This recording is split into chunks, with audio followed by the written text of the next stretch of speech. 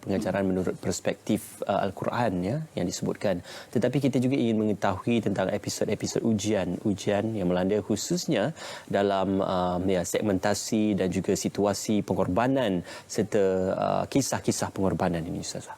Okay, terima kasih Ismail sekali lagi. Okey, bila kita sebut tentang Hari Raya Aidiladha, tuan-puan sekalian, kita akan bayangkan siapa ikon yang watak utama cerita dalam kisah Hari Raya Aidiladha.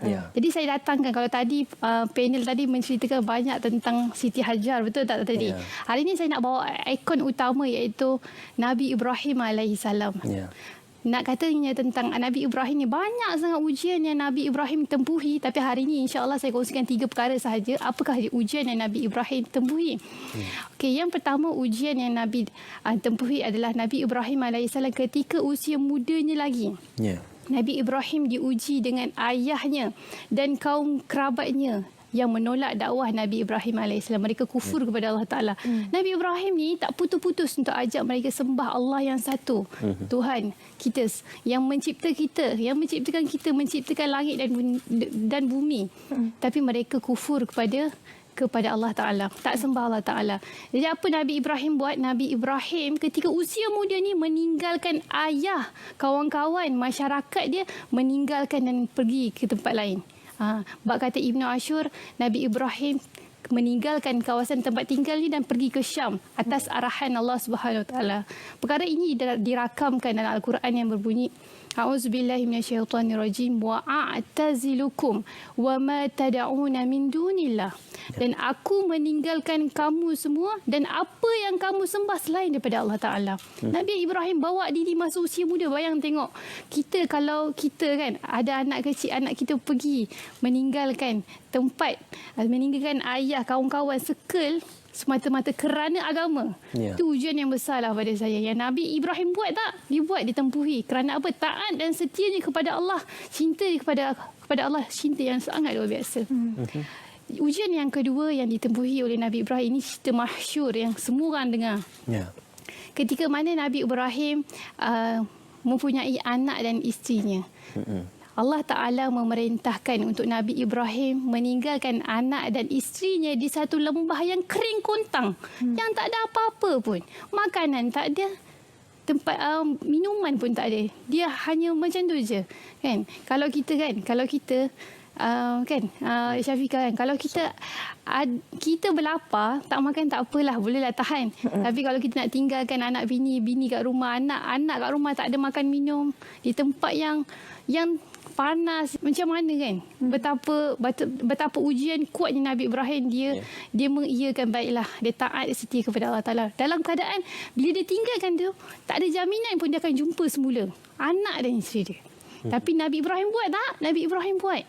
Sebab apa? Sebab ini adalah arahan dan taat setianya kepada Allah, mencintai Allah lebih daripada segalanya. That's why dia buat. Dia buat. Bila keadaan tersebut, apa hikmah lah, apa ibrah yang kita cerita pasal ibrah, apa ibrah yang kita boleh ambil? Ibrah yang kita boleh ambil, percayalah tuan-puan yang dirahmati Allah, kalaulah kita ni berkorban sesuatu kerana Allah, apa-apa pun amalan, korban sesuatu kerana Allah, percaya dan yakinlah Allah Subhanahu Wa Taala akan menggantikan yang lebih baik. Subhanallah. Cerita ni dibuktikan apabila Siti Hajar dia tengok anak dia Ismail. Anaknya Nabi Ismail menangis kan, nak air. Siti Hajar pun carilah mana air kan. Betul lah, berlaku Safa ke Marwah ya kan, berlari-lari kan cari air. Lepas tu dia nak cari sikit je air untuk anak dia, tapi Allah gantikan yang lebih baik. Allah menggantikan telaga Zam-Zam yang banyaknya air sampai kita dapat merasai nikmat air Zam-Zam tu sehingga ke hari ini. Subhanallah. Jadi apa ibrah, aplikasi yang kita boleh apply dalam kehidupan kita? Hidup kita ni, cuba tanya tengok diri kita. Apa dia pengorbanan besar yang boleh kita lakukan? Kan? Saya tanyalah pada diri saya sendiri ataupun sidang hadirat sekalian. Apakah sifat buruk yang ada, yang kita senaraikan ada dalam diri kita dan kita sanggup untuk singkirkan satu persatu.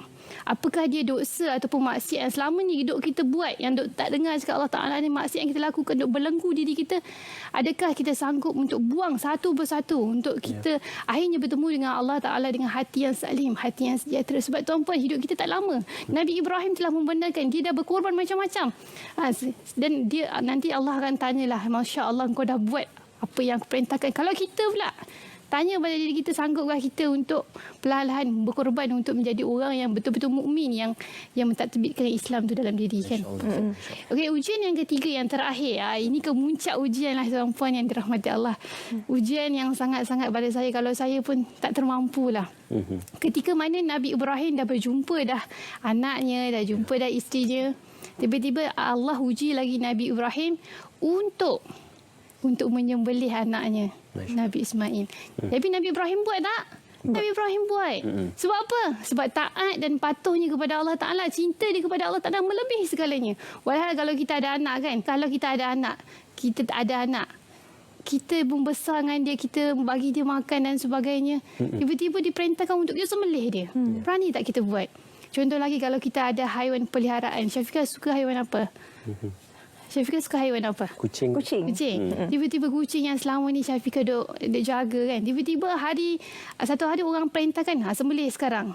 Sanggup tak kita? Yang selama ni kita bagi makan, mandi dan sebagainya kan. Kalau semalam saya tengok video satu kambing tu, dia menangis terisak-isak. Menangis, saya rasa memang dah lama lah tuan dia jaga dia. Menangis terisak-isak.